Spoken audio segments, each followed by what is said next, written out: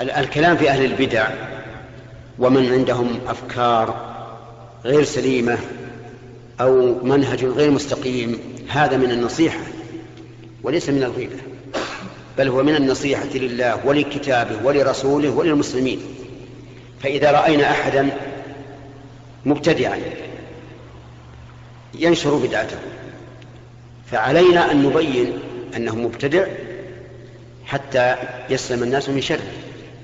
وإذا رأينا شخصا عنده أفكار تخالف ما كان عليه السلف فعلينا أن نبين ذلك حتى لا يغتر الناس به.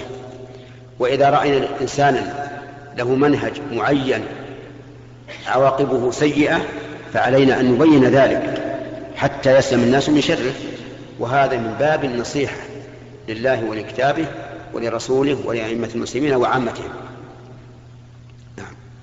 شيخ التحدث بين الطلبة فيما بينهم سواء فيما بين الطلبة أو في المجالس الأخرى ما دمنا نخشى من انتشار هذه البدعة أو هذا الفكر أو هذا المنهج المخالف لمنهج السلف يجب علينا أن نبين حتى لا يغتر الناس بذلك.